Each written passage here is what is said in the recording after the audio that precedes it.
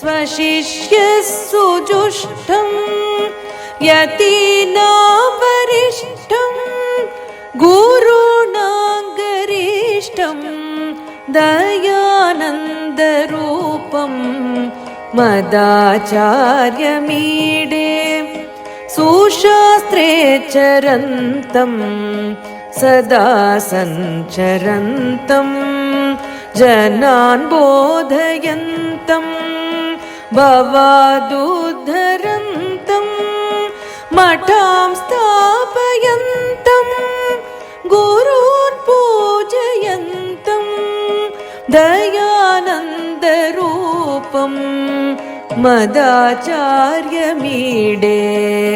कलानां प्रचारं ददानं विनम्रं स्वयं ग्रन्थकारं सतां मानितारं नमतापहारं स्वयं निर्विकारं दयानन्दरूपं मदाचार्यमीडे सदा शान्तमूर्तिं सदा क्षान्तिमूर्तिं सदा दान्तिमूर्तिं सदा सत्यमूर्तिं प्रमाणप्रवृत्तिं दिशन्तं सुकीर्तिं दयानन्दरूपं मदाचार्यमीडे इदं पञ्चकं यः पठेत् शुद्धचित्तः सदा मोक्षमार्गे नितान्तं प्रवृत्तः प्रसादात् सशास्तुर्भवे ज्ञानयुक्तः सजीवन्मृतो वा भवेन्नित्यमुक्तः इति श्रीपरमार्थानन्दविरचितं श्रीदयानन्दपञ्चकं समाप्तम्।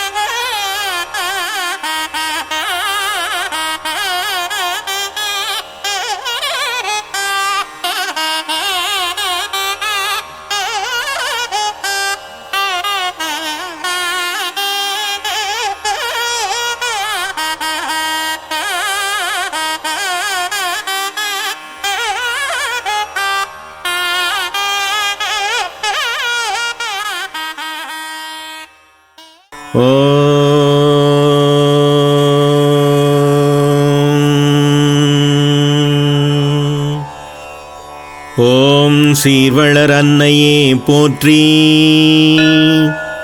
ஓம் மாட்சிமை தாங்கிய பேரரசியே போற்றி.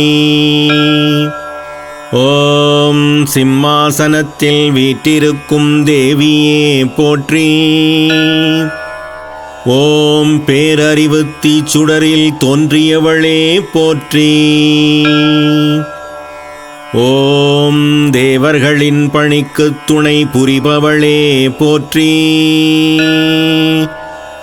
ஓம் ஆயிரம் சூரிய பேரொளியே போற்றி.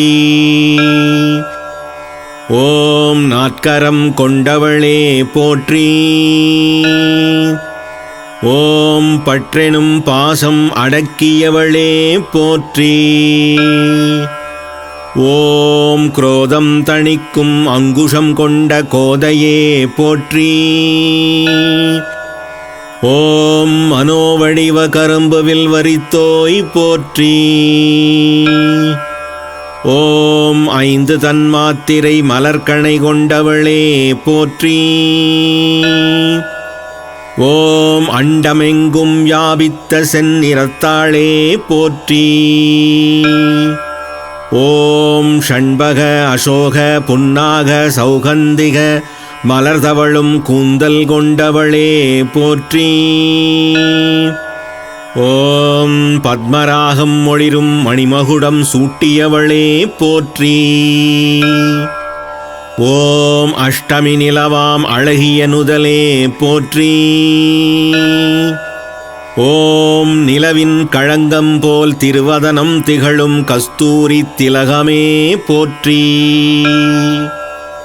ஓம் மன்மத இல்லத்துத் தோரணங்களென புருவங்கள் கொண்டவளே போற்றி. ஓம் தடாகத்தில் திரியும் மீன்நிகர் கண்ணினாய் போற்றி. ஓம் அன்றலரும் ஷண்பகமாம் நாசி உடையவளே போற்றி. ஓம் விண்மீன்கள் தோற்கும் மூக்குத்தி அணிந்தவளே போற்றி. ஓம் கடம்ப மலர்களை காதுகளில் சூட்டியவளே போற்றி. ஓம் சூரிய சந்திரரை தோடுகளாய் அணிந்தவளே போற்றி. ஓம் பத்மராகம் போல் மின்னும் கன்னங்கள் உடையவளே போற்றி. ஓம் புதிதான பவளத்தினும் கோவை பழத்தினும் ஒளிரும் இதழ்கள் உடையவளே போற்றி. ஓம் தூயமை அறிவாய் ஒளிரும் பல்வரிசை கொண்டவளே போற்றி. ஓம் நறுமணத்தாம்பூலம் ஏற்பவளே போற்றி. ஓம் கச்சபி வீணை வெல்லும் தேன்மொழியாளே போற்றி. ஓம் காமேஸ்வரர் வயப்படும் புன்சிரிப்பே போற்றி.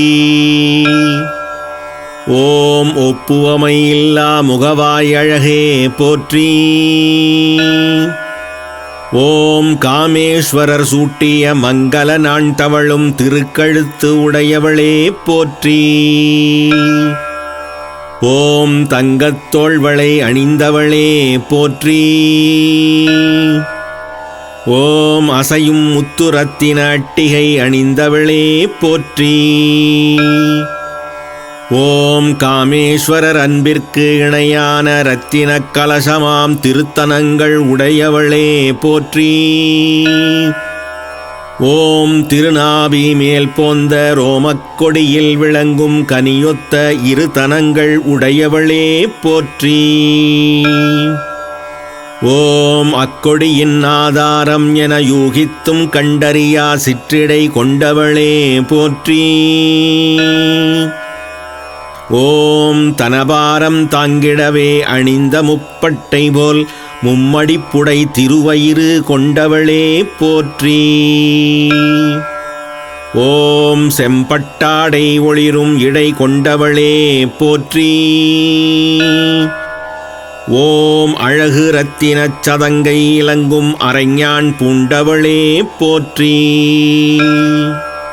ஓம் காமேஸ்வரர் மட்டுமே அறிந்த மென்னழகுத் திருமடிகள் கொண்டவளே போற்றி. ஓம் மாணிக்க மகுடநிகர் முழந்தாள் உடையவளே போற்றி. ஓம் கார்கால வண்டுகள் மொய்க்கும் மதனவேளின் அம்பரா தூணி நிகர் பசலைபடர் முன்னங்கால்கள் உடையவளே போற்றி. ஓம் வல்லழகு கணுக்கால்கள் கொண்டவளே போற்றி.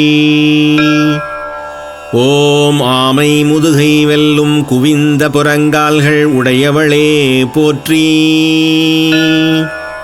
ஓம் வணங்கும் யாவர்க்கும் தம்பாத நகத்துப் பேரொளியால் அறியாமை இருள் அகற்றுபவளே போற்றி. ஓம் தாமரையனும் அழகுமிக்க திருப்பாதம் உடையவளே போற்றி. ஓம் மணியாடும் சிலம்புகள் பூண்ட திருவடி தாமரையாளே போற்றி. ஓம் அன்னங்கள் பார்த்துப் பழகும் மென்னடை கொண்டவளே போற்றி. ஓம் ஈடு இணையில்லா அழகெல்லாம் ஒன்றாய்த் திரண்ட பேரழகு பெட்டகமே போற்றி. ஓம் யாவும் செந்நிறமானவளே போற்றி. ஓம் குறைவிலா திருமேனியளே போற்றி. ஓம் அணிகள் யாவும் பூண்டவளே போற்றி. ஓம் சிவகாமேஸ்வரரின் இடது திருமடியில் வீற்றிருப்பவளே போற்றி.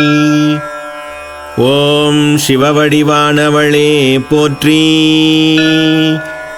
ஓம் தன்வயப்பட்ட நாயகனை அடைந்தவளே போற்றி. ஓம் மலைமேருவின் நடுவில் வீற்றிருப்பவளே போற்றி. ஓம் ஸ்ரீநகரத்தின் நாயகியே போற்றி. ஓம் சிந்தாமணி மண்டபத்தில் வீற்றிருப்பவளே போற்றி. ஓம் பஞ்சபிரம்மாசனத்தில் நிலை கொண்டவளே போற்றி. ஓம் பெருந்தாமரைக் காட்டில் உறைபவளே போற்றி. ஓம் கதம்பவனத்தில் வசிப்பவளே போற்றி. ஓம் அமிழ்தக் கடலின் நடுவில் இருப்பவளே போற்றி. ஓம் காமாட்சி அன்னையே போற்றி. ஓம் விரும்பியதைத் தருபவளே போற்றி. ஓம் தேவமுனிக்கணங்கள் துதிக்கும் ஆனந்த வைபவம் உடையவளே போற்றி. ஓம் பண்டாசுரவதம் செய்யப் புறப்படும் சக்தி சேனையால் சூழப்பட்டவளே போற்றி. ஓம் சம்பத்கரி தேவியின் ஆணைக்கு உட்பட்ட யானைப்படையால் சேவிக்கப்பட்டவளே போற்றி. ஓம் அஸ்வாரூடா சக்தியின் கோடிக்கணக்கான குதிரைப்படையால் சூழப்பட்டவளே போற்றி. ஓம் ஆயுதம் யாவும் புடைசூழ ஸ்ரீ சக்கரத்தேரினில் ஏறியவளே போற்றி. ஓம் கேயச் சக்கரத்தேரினில் வீற்றிருக்கும் மந்திரிணி தேவியால் சேவிக்கப்பட்டவளே போற்றி. ஓம் கிரிச்சக்கரத்தேரினில் அமர்ந்திருக்கும் தண்டினி தேவியால் வழி நடத்தப்படுபவளே போற்றி. ஓம் ஜுவாலாமாலினி தேவி உருவாக்கிய நெருப்புக் கோட்டையின் நடுவினில் இருப்பவளே போற்றி. ஓம் பண்டனின் படைபலம் அழிக்கும் சக்திகளின் வீரம் கண்டு அகம் மகிழ்ந்தவளே போற்றி. ஓம் எதிரிகளை அழித்தொழிக்கும் நித்யாதேவிகளின் கோலம் கண்டு உற்சாகம் அடைந்தவளே போற்றி. ஓம் பண்டனின் மக்களைக் கொன்ற பாலாதேவியின் வீரம் கண்டு மகிழ்ந்தவளே போற்றி. ஓம் விடங்கனை வென்ற மந்திரணி தேவியைக் கண்டு ஆனந்தித்தவளே போற்றி. ஓம் விஷுக்கரனை அழித்த வாராகியின் வீரத்தால் பெருமை கொண்டவளே போற்றி. ஓம் காமேஸ்வரரின் திருமுக தரிசனத்தால் விநாயகப் பெருமானை பெற்றவளே போற்றி. ஓம் விக்னயந்திரத்தை உடைத்தெறிந்த விநாயகனின் வீரம் கண்டு வியந்தவளே போற்றி.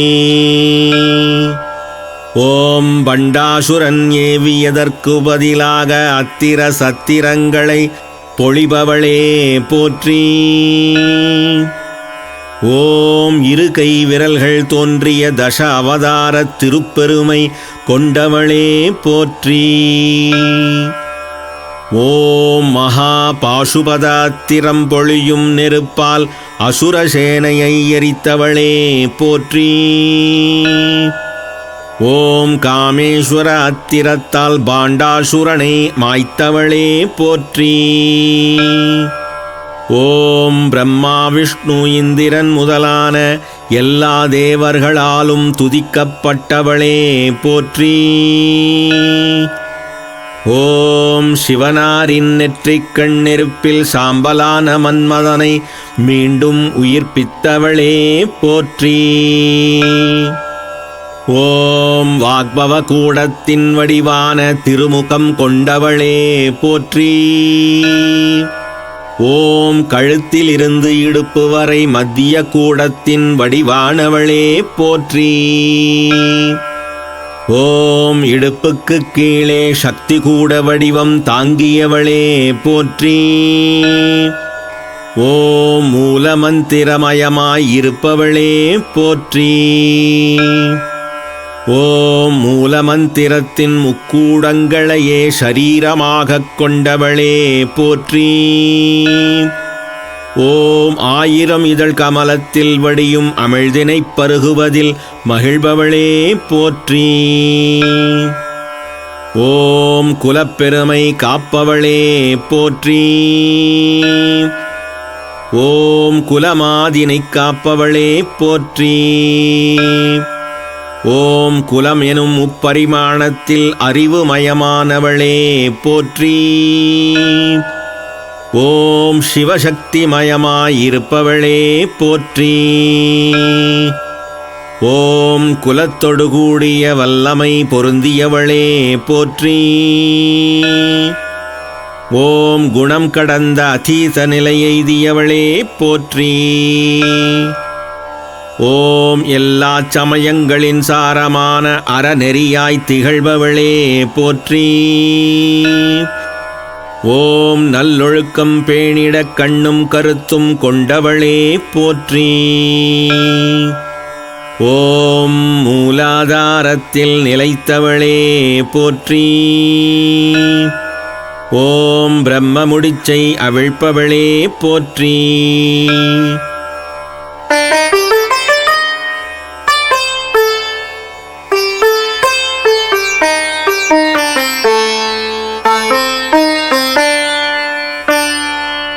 ஓம் மணிப்பூரகத்தில் எழுந்தருள்பவளே போற்றி. ஓம் விஷ்ணு முடிச்சை அவிழ்ப்பவளே போற்றி. ஓம் ஆக்ஞா சக்கரத்தில் எழுந்தருளி இருப்பவளே போற்றி. ஓம் ருத்திர முடிச்சை அவிழ்ப்பவளே போற்றி. ஓம் சகசிராரமெனும் 1000 இதழ் கமலத்தில் எழுந்தருளி இருப்பவளே போற்றி. ஓம் சுதாவெனும் அமிழ்தைப் பொழிபவளே போற்றி. ஓம் மின்னல் கொடி போல் மிளிர்பவளே போற்றி.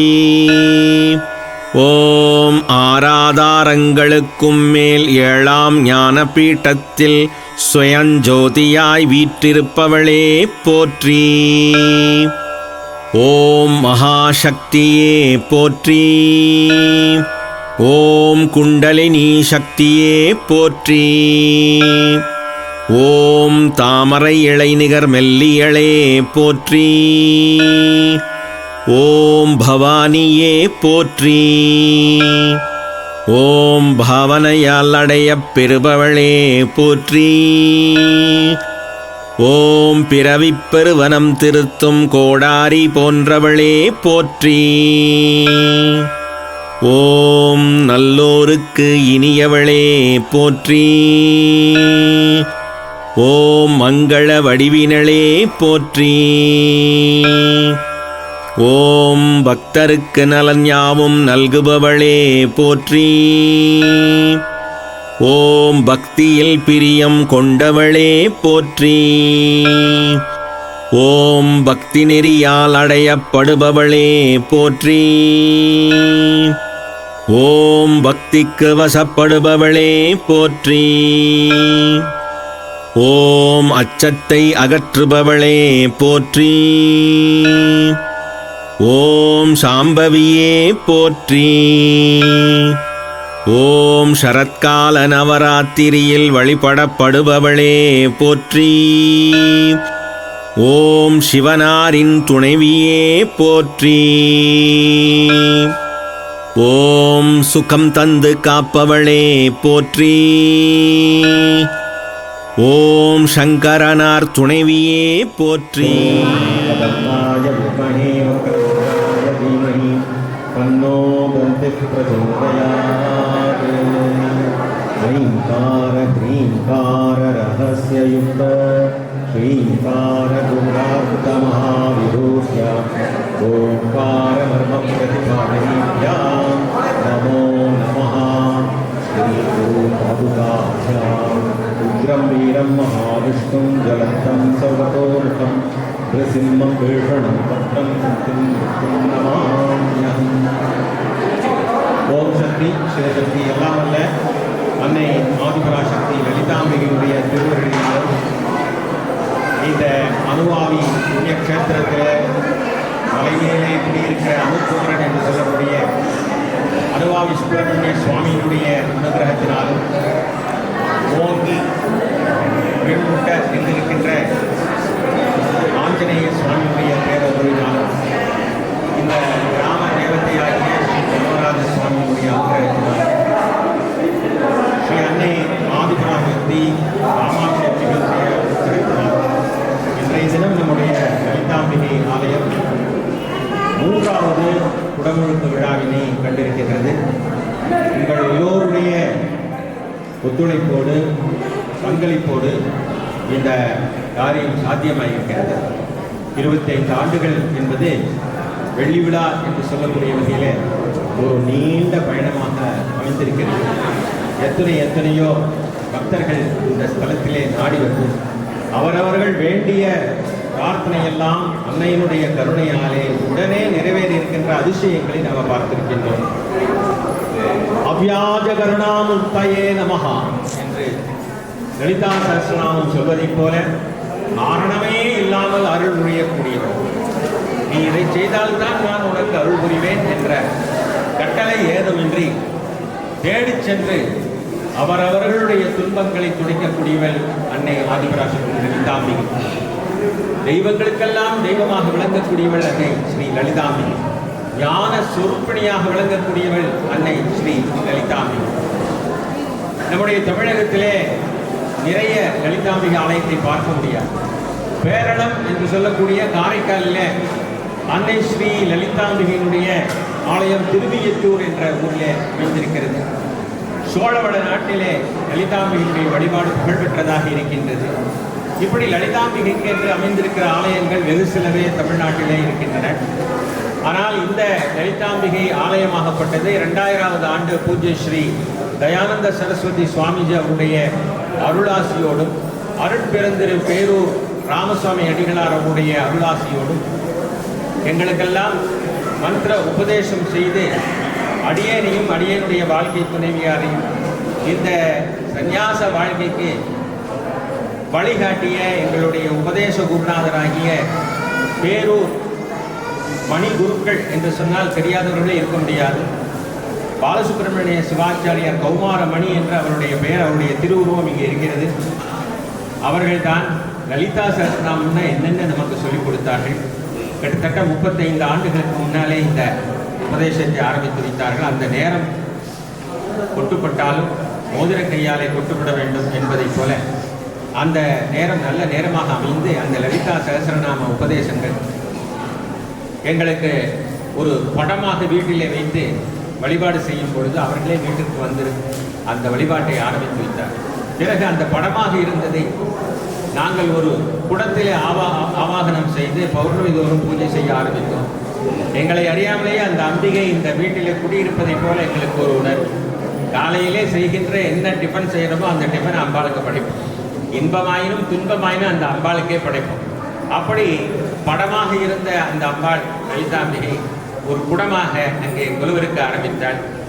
அவ்வாறு அந்த குடமாக இருந்து வருகின்ற மக்களுக்கெல்லாம் அருள் பாலித்துக் கொண்டிருந்த காலத்திலே நம்முடைய அறங்காவலராக இந்த 25 ஆண்டுகளாகவும் திகழ்ந்து கொண்டிருக்கிற அம்மாஜி அவர்கள், லீலாவதி சம்பத்குமார் அவர்கள் இந்த குடத்திலே இருக்கின்ற அம்பிகையை ஒரு கோவிலிலே எழுந்தருளி செய்வோம் என்று சொல்லி இந்த இடத்தினை நமக்கு தானமாக செய்வார். படமாகப்பட்டது குடமாக மாறியது, குடமாக இருந்தது இடமாக மாறியது.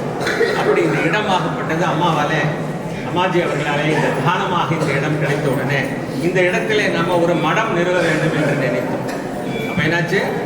படமாக இருந்தது குடமாக மாறியது, குடமாக இருந்தது இடமாக மாறியது, இடமாக இருந்தது ஒரு மடமாக மாறியது. இப்படி இந்த படம், குடம், இடம், மடம் என்றெல்லாம் வரும் பொழுது நம்முடைய மனமாகப்பட்டது திடமாக மாறிவிட்டது, பக்குவமாக மாறி நம்மை இந்த சமூகத்திற்கு அர்ப்பணித்துக் கொள்ளக்கூடிய சேவை பணியிலே கர்மயோக ஸ்திதியிலே நம்மை இணைத்துக் கொள்ள வேண்டும் என்கின்ற நிலையிலே பூஜ்ய ஸ்ரீ தயானந்த சுவாமி அவர்களை 2000வது ஆண்டிலே பார்க்கும்பொழுது அவருடைய வேதாந்த உபதேசம் கிடைக்கக்கூடிய பாக்கியம் பெற்று அவர்களே இந்த இடத்திற்கு விஜயம் செய்து அந்த திருக்குட நன்னீராட்டு விழாவை நடத்தி வைத்தார்கள். அதற்கு பிறகு இங்கே வருகின்ற மக்களுக்கெல்லாம் அம்பிகை வேண்டிய வரத்தை வேண்டிய வண்ணம் அருள்பாலிக்கக்கூடிய வகையில் சித்ரா பௌர்ணமி அன்றைக்கு 10 நாள் திருவிழாவும், நவராத்திரி சமயத்திலே 10 நாள் உற்சவமும், இந்த சாரதா நவராத்திரி, வசந்த நவராத்திரி என்கின்ற 2 நவராத்திரிகளும் இங்கே சிறப்பாக நிகழ்ந்து கொண்டு வந்தன. ஸ்ரீசக்கர பூஜை என்பதை அடியனுக்கு உபதேசித்தவர் ஸ்ரீ மணிகண்ட சுவாமிகள் என்று சொல்லக்கூடியவர். அவர்கள் 85 ஆண்டுகள் ஜோதி கண்டவர், அதாவது சபரிமலை சித்தர் என்று அவர்களுக்கு பெயர். அவருடைய திருவுருவம் இங்கே இருக்கின்றது. மணிகண்ட சுவாமிகள் அவர்கள் எவ்வாறு ஸ்ரீசக்கரம் வரைய வேண்டும், அந்த ஸ்ரீசக்கரத்துக்கு எவ்வாறெல்லாம் வழிபாடு செய்ய வேண்டும் என்பதையெல்லாம் அவர்கள் நமக்கு தாந்திரீக முறைப்படியும் சாக்த சம்பிரதாய முறைப்படியும் உபதேசம் செய்தார்கள். சந்தேகவுடன் சாவடியிலே அவருடைய ஐயப்பன் கோயில் இருக்கிறது, அங்கேயே அவருடைய சமாதி பீடமும் அமைந்திருக்கிறது. இவ்வாறு இந்த குருநாதர்களாகிய அனைத்து குருமகா சன்னிதானங்களும் நமக்கு அருள்பாலித்துக் கொண்டே வந்தார்கள். அந்த உபதேசங்கள் எல்லாம் தான் இன்றைக்கு நம்மாலே 3வது திருக்குட நன்னீராட்டு விழாவினை நிகழ்த்தக்கூடிய பாக்கியத்தை நமக்கு அளித்திருக்கிறது. இந்த 2 குருநாதர்களுடைய வாரிசுகளும் இங்கே இருக்கின்றார்கள். பேரூர் மணி குருக்கள் அவர்களுடைய திருமகனார் சிவம் குருக்கள் அவர்களும் அவருடைய குழந்தைகளும் இங்கே வந்திருக்கின்றார்கள். அவர்களையும் வரவேற்கின்றோம். அவர்களுக்கும் நம்முடைய நன்றி மலர்களையும் அந்த குரு பரம்பரைக்கு நம்முடைய மரியாதையும் செலுத்திக் கொள்கிறோம். அதே போல சாவடி சுவாமிகள் என்று சொல்லக்கூடிய மணிகண்ட சுவாமியினுடைய வாரிசு அவர்களும், ராஜன் மணிகண்ட சுவாமி அவர்களும் அவருடைய குடும்பத்தாரும் இங்கே அழைத்திருக்கிறோம். அவர்களுக்கும் நம்முடைய மனமார்ந்த குரு நமஸ்காரங்களையும் வாழ்த்துக்களையும் தெரிவித்துக் கொள்கின்றோம். எங்களுடைய ஆர்ஷ வித்யா குருகுலத்தினுடைய ஆச்சாரிய சுவாமிகள் இங்கே எழுந்தருளி, சதாத்மானந்த சரஸ்வதி சுவாமிகள் காலையிலே நீங்கள்லாம் பார்த்திருப்பீர்கள். அவர்களை இங்கே எழுந்தருளியிருந்தார்கள். எங்களுக்கெல்லாம் தீக்ஷா குருவாக, சந்நியாச தீக்ஷா குருவாக விளங்கக்கூடிய சாட்சாத் கிருத்தானந்த சுவாமிஜி அவர்கள் ரிஷிகேஷத்திலிருந்து இங்கே எழுந்தருளி ஆசி புரிந்தார்கள். ஆர்ஷ வித்யா குருகுலத்தை சேர்ந்த அனைத்து குரு பரம்பரை அன்பர்களும் சன்னியாசிகளும் இங்கே எழுந்தருளி இருக்கின்றார்கள். அவர்களுக்கும் நம்முடைய மனமார்ந்த நன்றிகளை தெரிவித்துக் கொள்கின்றோம். அதே போல எய்ம் ஃபார் சேவா என்கின்ற நிறுவனத்தை நம்முடைய பூஜ்ய ஸ்ரீ தயானந்த சரஸ்வதி சுவாமி அவர்கள் ஏற்படுத்தினார்கள். அந்த அமைப்பிலிருந்து குழந்தைகள் எல்லாம் இங்கே அழைத்து வந்து சிறப்பான முறையிலே அவர்களுடைய பூஜையினை நம்முடைய சுவாமி அவர்கள் செய்து கொண்டிருக்கிறார்கள். அவர்களுக்கும் நம்முடைய நமஸ்காரங்களை தெரிவித்துக் கொள்கின்றோம். அதுபோலவே தர்ம சிந்தனை சமிதி என்கின்ற ஒரு அமைப்பினை அண்மையிலே ஏற்படுத்தி தமிழகம் எங்கும் கிராமங்கள் தோறும் பூஜ்ய ஸ்ரீ தயானந்த சரஸ்வதி சுவாமிஜி அவர்கள் வழிகாட்டுதலோடு கிராமங்கள் தோறும் நம்முடைய சனாதன தர்மத்தினுடைய லட்சியங்களையும் மதமாற்றம் இல்லாத சமூகத்தை ஏற்படுத்த வேண்டும் என்றும் இந்து தர்மத்தையும் சனாதன தர்மத்தையும் கிராமங்கள் தோறும் கொண்டு செலுத்த வேண்டும், தர்மத்தை வீடுதோறும் விதைக்க வேண்டும், தர்மியை ரட்சித்தால் தான் தர்மம் ரட்சிக்கப்படும் என்றெல்லாம் பூஜ்ய சுவாமிஜி அவர்கள் உபதேசித்தபடி தர்ம சிந்தனை சமிதி அமைப்பினரும் இங்கே வந்திருக்கிறார்கள். அந்த தர்ம சிந்தனை சமிதிக்கெல்லாம் ஒரு மூத்த அமைப்பாகிய தர்ம ரட்சண சமிதியினுடைய அன்பர்களும் இங்கே வந்திருக்கின்றார்கள். இதுபோல பல அமைப்பை சார்ந்தவர்களும் இங்கே எழுந்தருளி இங்கே விஜயம் செய்து நல்ல ஒரு அருளாசிகளையும் நல்ல ஒரு துணையையும் இங்கே செய்து கொண்டிருக்கின்றார்கள். நம்முடைய அறங்காவலராக திகழக்கூடிய சரவணன்ஜி அவருடைய திருமதியார் இங்கே இருக்கின்றார்கள். அவர்களுக்கும் நம்முடைய நல்லாசிகளை தெரிவித்துக் கொள்கின்றோம். நம்முடைய நீண்ட நெடிய வரலாற்றிலே முக்கியமான அங்கம் வகிக்கக்கூடிய வழக்கறிஞர் மறைந்த லக்ஷ்மணன்ஜி அவருடைய திருமதியார் வசந்தா ஆட்சி அவர்கள் இங்கே இருக்கின்றார்கள். அவர்களுக்கும் அவருடைய குழந்தைகளுக்கும் அவருடைய வாரிசுகளுக்கும் நம்முடைய மனமார்ந்த நன்றிகளை தெரிவித்துக் கொள்கின்றோம். இவ்வாறு காலையிலே இங்கே டாக்டர் நல்லாஜி பழனிசுவாமி அவர்கள் எழுந்தருளியிருக்கின்றார்கள். இந்த பகுதியிலே மிக புகழ்பெற்ற நிறுவனம் KMCH நிறுவனம்.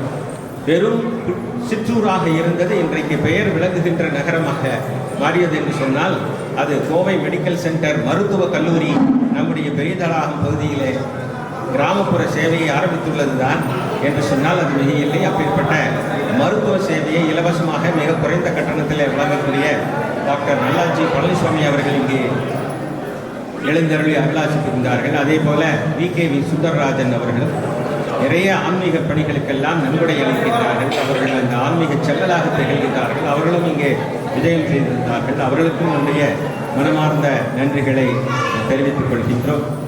இன்னும் பல்வேறு அன்பர்கள் 100 ரூபாய் முதல் ₹1,00,000 வரை நன்கொடைகளை கொடுத்ததனால்தான் இந்த ஆசிரமமும் தயாலயா அமைப்பும் ஆஞ்சநேயர் நந்தவனம் என்கின்ற அமைப்பும் கோத்தகிரியிலே ஷீரடி சாய்பாபா ஆலயமும் இந்த பகுதியிலே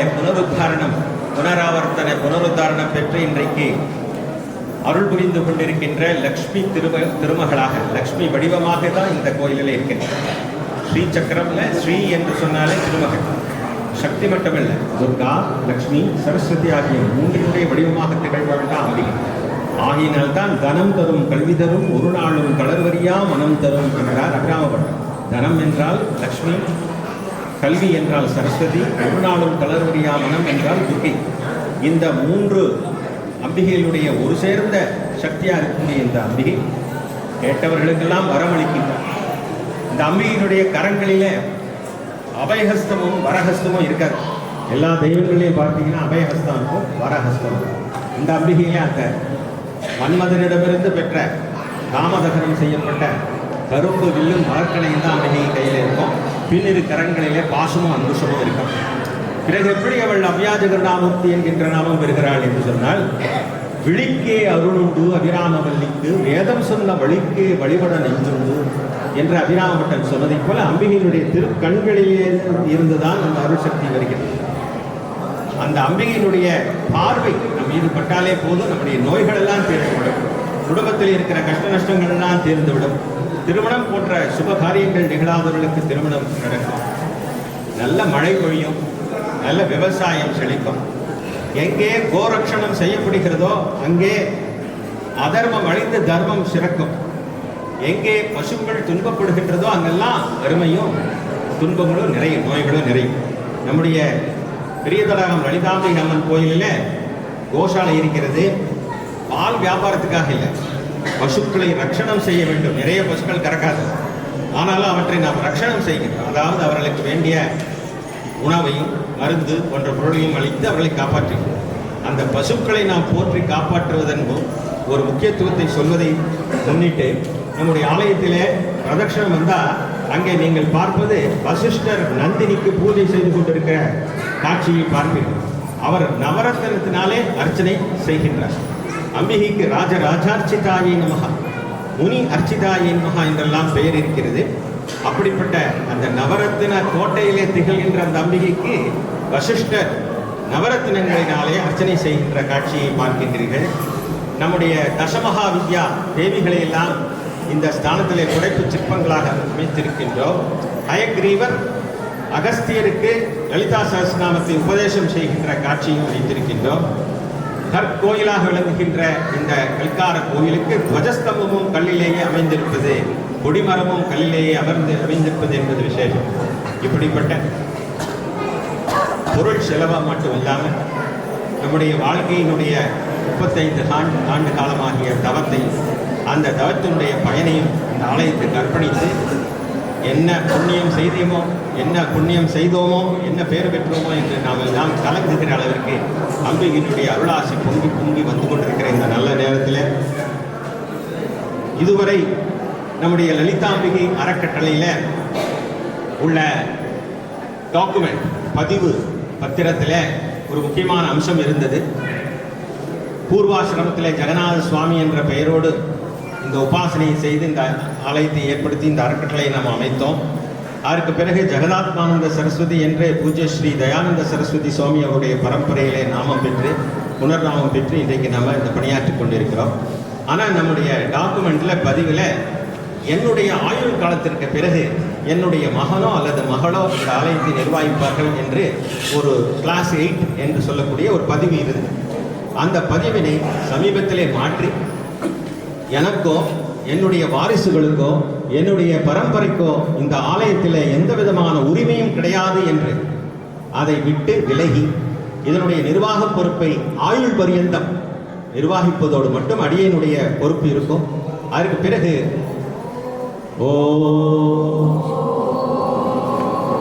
என்னுடைய ஆயுட்காலத்திற்கு பிறகு இந்த ஆலயத்தை அறங்காவலர்கள் நிர்வகிப்பார்கள்.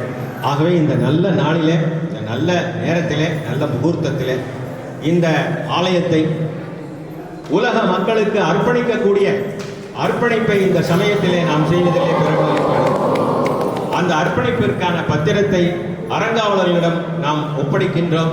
அறங்காவலர்கள் அதை பெற்றுக்கொள்வார்கள். அவர்கள் ஆயுள் பரியந்தம் இந்த அற நெறியை பின்பற்றுவார்கள். அதற்கு பிறகு அடுத்து வரக்கூடிய அறங்காவலர்கள் தொடர்ந்து இந்த லட்சிய பயணத்தை செய்வார்கள். இதுதான் சனாதன தர்மத்தினுடைய பெருமை. சனாதன தர்மம் என்பது தியாகத்தையும் கர்ம யோகத்தையும் பக்தி யோகத்தையும் ஞான யோகத்தையும் அடிப்படையாக கொண்டது. அவ்வகையிலே உங்கள் ஒவ்வொருவருடைய நல்லாசிகளோடும் நல்ல உதவிகளோடும் இந்த பத்திரத்தை நாம் அறங்காவலர்களுக்கு அளிக்கப் போகின்றோம். ஏதோ இந்த ஆலயத்துக்கு வந்தோம், அப்படியே நம்ம இங்கே வந்துட்டு மலைக்கோயிலுக்கு போயிட்டு அப்படியே ஒரு சுற்றுலா மாதிரி வரக்கூடாது. நீங்கள் வந்ததோட பல பேருக்கு அடுத்து எங்களுக்கு ஒரு கல்யாணத்துக்கு போகணும், ஒரு ரிசப்ஷனுக்கு போகணும் என்று பல பேர் போய்விட்டார். இன்னைக்கு நல்ல முகூர்த்தம், நிறைய கல்யாணம் இருக்கு. உங்களில் சில பேர் கூட ஏடா சுவாமி ஸ்பீச்சை முடிக்க மாட்டேங்கிறார், எப்போ முடிப்பார்? அதனால தான் நான் ஏதாவது டவுட் இருந்தால் சொல்லுங்கன்னு கேட்குறதே இல்லை. கிளாஸில் ஏதாவது டவுட் இருந்தால் சொல்லுங்கன்னா பையன் என்ன சொல்லுவான் தெரியுமா? சுவாமி எப்போ முடிப்பீங்க? அதனால் அப்படிலாம் இல்லாமல் நீங்கள் மிக பொறுமையோடு உங்களை தியாகம் பண்ணிக்கொண்டு இந்த நேரத்தில் நீங்கள் இங்கே தொடர்ந்து இந்த பக்தியிலே அம்பாளுடைய தரிசனத்தை பார்ப்பதற்காக காத்து கொண்டிருக்கிறீர்கள். உங்கள் ஒவ்வொருவருக்கும் அன்னை ஆதிபராசக்தி லலிதாம்பியினுடைய அருளும் பரிபூர்ணமாக நிறைய வேண்டும். குருவருள் பரிபூர்ணமாக நிறைய வேண்டும். குரு பரம்பரையினுடைய அருள் பரிபூர்ணமாக நிறைய வேண்டும் என்றெல்லாம் பலவாறு மனதார வாழ்த்தி இப்பொழுது இந்த ஆசியுரையை நிறைவு செய்கின்றோம். தர்ம சிந்தனை அமைப்பு பல சேவைகளை 2 நாட்களாக இரவு பகலாக செய்து கொண்டிருக்கிறவர்களுக்கும் நம்முடைய நல்லாசிகளையும் நன்றிகளையும் தெரிவித்துக் கொள்கின்றோம். குழந்தைகளுக்கெல்லாம் நல்ல சரஸ்வதி கடாட்சம் பெருக வேண்டும். கன்னியருக்கெல்லாம் காளையருக்கெல்லாம் உரிய தர்மத்தின்படி திருமணம் நிகழ வேண்டும். நம்முடைய சனாதன தர்ம நெறியின்படி திருமணம் நிகழ வேண்டும். அதன் பொருட்டு நல்ல வாரிசுகள் உருவாக வேண்டும். கோரக்ஷணம் சிறக்க வேண்டும். கோமாதா அருள் நமக்கு பரிபூர்ணமாக கிடைக்க வேண்டும். குடும்பங்களிலே ஒற்றுமையும் அமைதியும் சாந்தியும் சமாதானமும் இருக்க வேண்டும். எடுத்த எடுப்புக்கெல்லாம் டைவர்ஸ் என்ற ஒரு வார்த்தை நம்முடைய சனாதன தர்மத்திலே ஒலிக்கக்கூடாது. அதே போல முதியோர் இல்லங்களெல்லாம் இல்லாமல் போக வேண்டும். முதியோரெல்லாம் தெய்வங்களாக போற்றப்பட வேண்டும். எந்த குடும்பத்திலே பெற்ற தாயையும் தந்தையும் நாம் பெரிய தெய்வங்களாக போற்றுகிறோமோ அங்கே ஐஸ்வர்யம் லட்சமாக செல்வங்களும் காலம்புறாவும் நிறையும். இப்படியெல்லாம் இந்த சனாதன தர்மத்தினுடைய வகுப்புகளை தான் நாம் இங்கே எடுத்துக்கொண்டிருக்கின்றோம். நீங்கள் எல்லாம் தொடர்ந்து லலிதா சஹஸ்ரநாம வகுப்பிலும் இந்த திரையக்ஷரி மந்திர உபதேசத்தையும் பெற்று ஓம் ஐம் ஹ்ரீம் ஸ்ரீம் என்கின்ற மூலமந்திரத்தை வருவோர்க்கெல்லாம் எந்த விதமான கட்டணமும் இல்லாமல் உபதேசம் செய்கின்றோம். லலிதா சஹஸ்ரநாமமாகப்பட்டது அன்னைக்கு 1000 போற்றி என்கின்ற தமிழ் போற்றியாக மொழிபெயர்க்கப்பட்டு இங்கே உங்களுக்கு வழங்கப்பட்டிருக்கிறது இலவசமாக. அந்த தமிழ் போற்றியை நீங்கள் படிக்கலாம். 1000 மந்திரங்களை 3 முறை விடாமல் நீங்கள் படித்தா எண்ணிய காரியம் ஜெயமாகும். நீண்ட நாட்களாக ஒரு நிலம் விற்கணும்னு நினச்சிக்கிட்டே இருக்கோம், வியாபாரம் ஆக மாட்டேங்குது.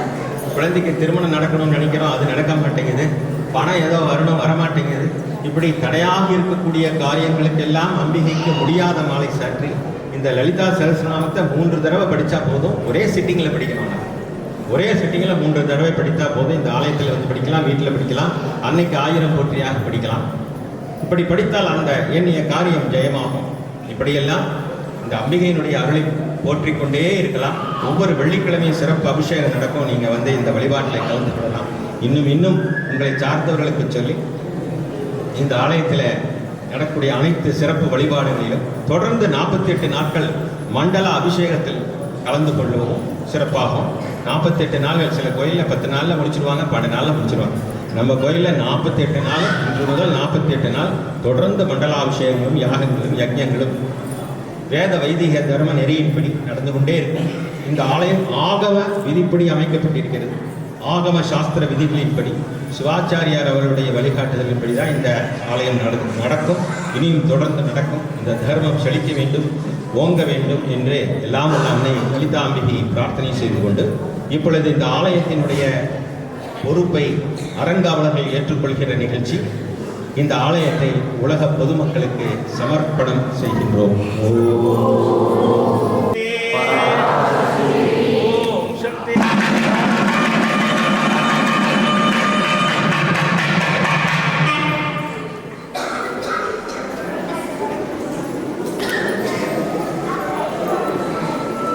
அடுத்து இந்த ஆசனமாகிறது வெறும் ஆசனங்கள் தர்மத்தினுடைய பீடம். அது அப்படியே காலங்காலமாக தொடர்ந்து நடக்கும் என்று ஆசிக்கிறேன்.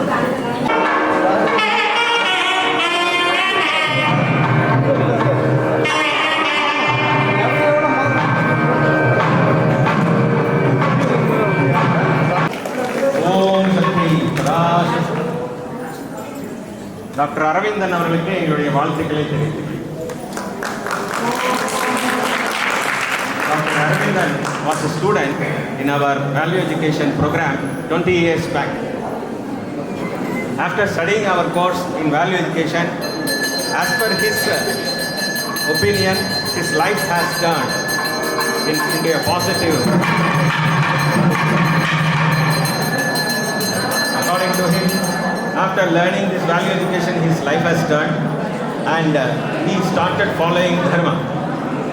As he follows dharma, Lalitambika has blessed him to a great extent to complete his PhD course. Now he is Dr. Aravindan and he has published 3 books and this is the 3rd book, and I appreciate Dr. Aravindan, and this should be an example for many children who are here. I appreciate his efforts and I bless him to write more and more books and be an example for the next generation. Om Shakti Prakash.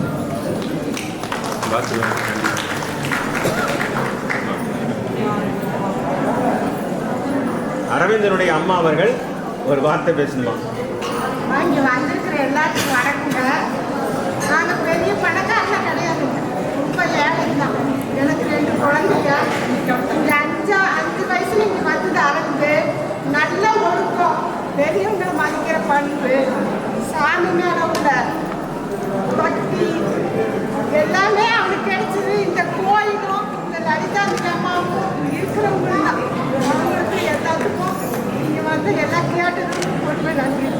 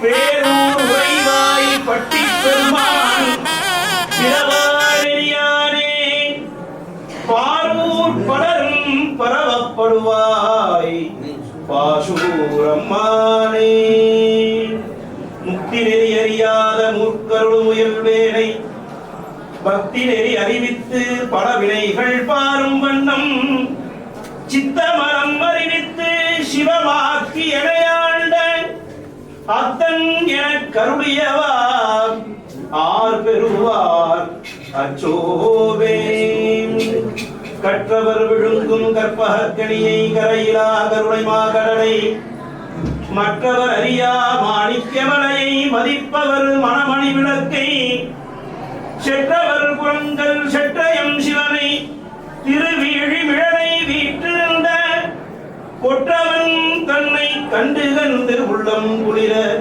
என்கண் குளிர்ந்தனவே ஆரார் வந்தார் அமரர் குழாத்தின் அடியுடையாதிரைனால் நாராயணனோடு நான்முகன் அங்கி இரவியும் இந்திரனும் தேரார் வீதியில் தேவர் குழாங்கள் திசையனைத்தும் நிறைந்து பாரார் தொல்புகழ் பாடியும் மாடியும் பல்லாண்டு கூறுதுமே நன்மை பெருக அருள் நெறியே வந்தடைந்த நல்லூரில் மண்ணு திருத்தொண்டனார் வணங்கி மகிழ்ந்து எழும்பொழுதில் உன்னுடைய நினைப்பதனை முடிக்கின்றோம் உன்னுடைய நினைப்பதனை முடிக்கின்றோம் என்றவர்தம் சென்னி விஷை பாதமலர் சூட்டினான் சிவபெருமான்